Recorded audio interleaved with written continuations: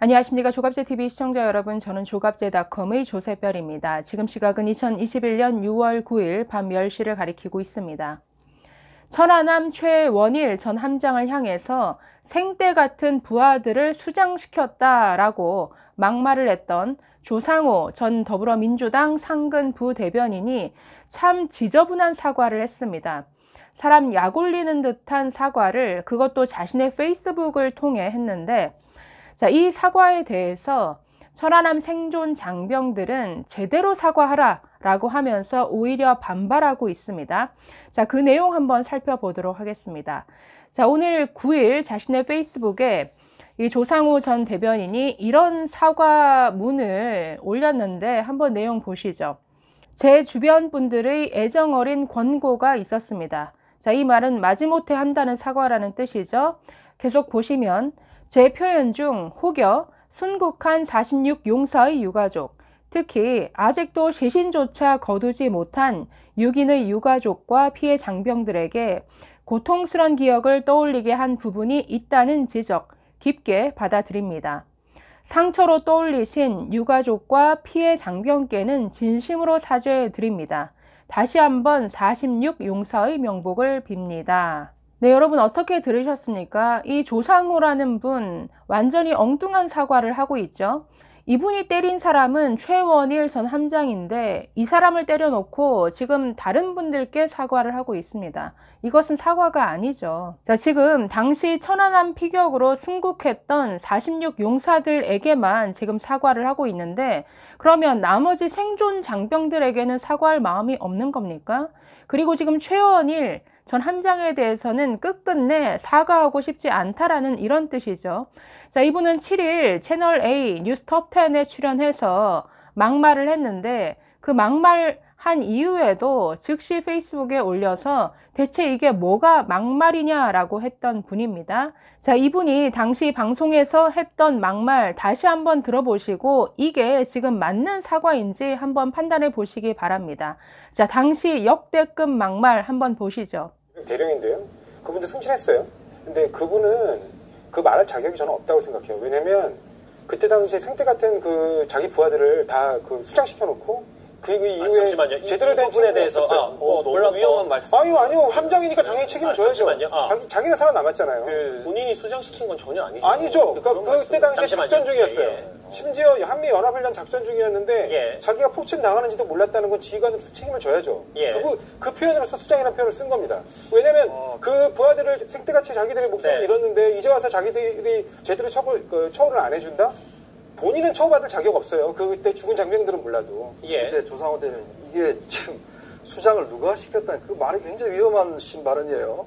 그걸 지금 북한에서 폭침을 해서 한 거지, 그럼 최원일 함장이 그 폭침하는 걸 다 알고 있었다는 이야기입니까? 알지 못했다면 경계에 시작한 균형이기 때문에 책임을 져야 된다는 그렇게 이야기하면 안 되는 거죠. 그렇다고 해서 최원일 함장이 수장시켰다? 그 주어가 누굽니까? 최원일 함장이 그럼 수장시켰어요? 그거 아니잖아요. 아니, 자기 부하들의 수장의 책임이 있는 거잖아요. 지휘 책임을 묻는 거지. 그게 수장시킨 그러니까 제가 말씀드리는 거, 그 지휘 책임을 말씀드리는 겁니다. 그러니까 말의 표현을 나가는 동안까지 표현을 그렇게 이야기하시면 안 된다는 그것도 얘기죠. 심지어 작전 중에 자기 부하들이 폭침 당하는 그 상황까지 폭침에 관한 그 부분에 대한 것들을 전혀 파악하지 못했다는 건 지휘관으로서 굉장히 무능한 겁니다. 조상호 대변인 말씀 그래서 죄송한데 자, 여러분 어떻게 들으셨습니까? 저런 망언을 하고서도 이 사람은 그날 페이스북에 도대체 뭐가 막말이냐라는 글을 또 올렸었습니다. 이렇게 말했었죠. 작전에 실패한 군인은 몰라도 경계에 실패한 군인은 용서할 수 없다는 군사 격언이 있다. 함장 지휘관이 폭침으로 침몰되는데도 뭐에 당했는지도 알지 못했다. 결국 46명의 젊은 목숨을 잃었다. 근데 함장이 책임이 없나라고 이렇게 말했었습니다. 자, 북한의 기습 어뢰 공격에 천안함이 격침당한 사건입니다.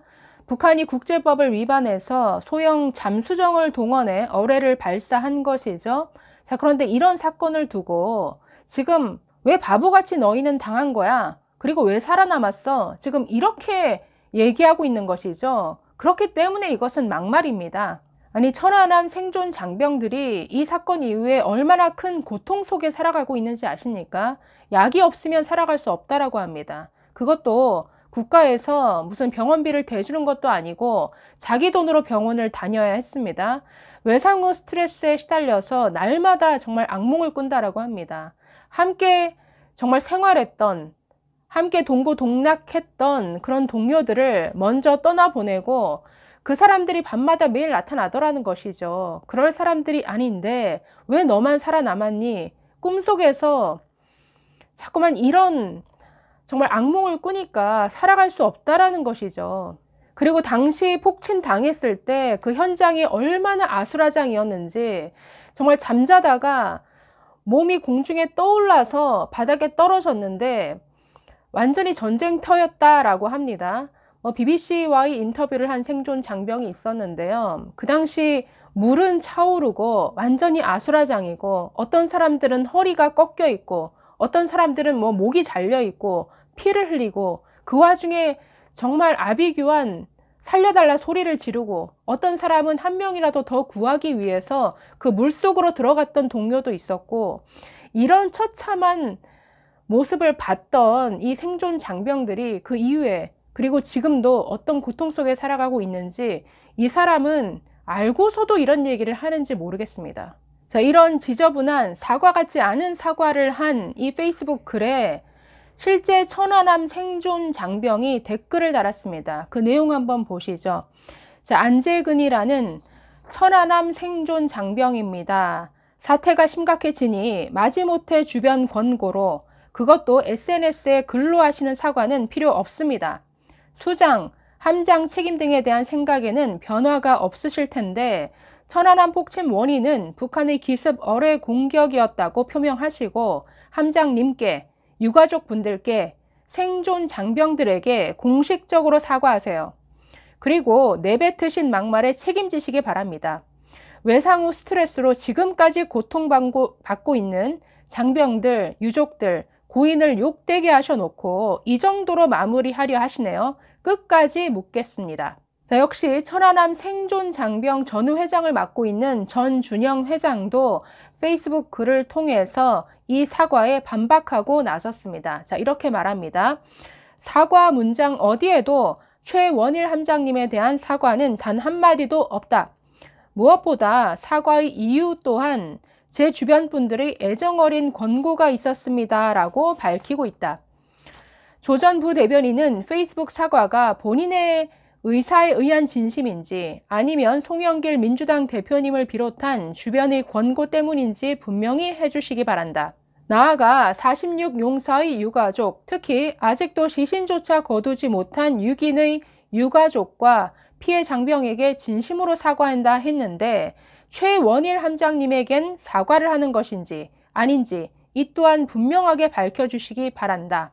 자, 그러면서 이 전준영 회장은 최원일 전 함장에 대해서 이렇게 말했습니다. 저는 최 전 함장님을 만난 천안함 군 생활 때부터 만 12년 동안 곁에서 지켜보았고, 늘 우리 생존자를 비롯한 부하 장병들을 자식처럼 보살펴 주시는 분으로 존경하고 따르고 있다. 함장님은 우리 생존자들과 유족들을 위해 지난 12년 지휘관으로서 뿐 아니라 부모와도 같은 입장으로 본인의 책임과 의무를 목숨처럼 해오셨다. 그럼에도 불구하고 조 전 부대변인이 이미 공식적으로 확인된 북의 어뢰 공격 책임을 최 전 함장님께 돌린다는 발언은 분명한 사과와 책임이 따라야 할 것이다 라고 이렇게 촉구했습니다. 자, 조상호 전 대변인은 제대로 사과하십시오. 페이스북 글을 통해서가 아니라 제대로 이 생존 장병들을 찾아가서 정말 무릎이라도 꿇고 제대로 사과하시기 바랍니다. 지금은 그것으로도 정말 용서가 안 될 정도의 그런 막말을 하셨습니다. 감사합니다.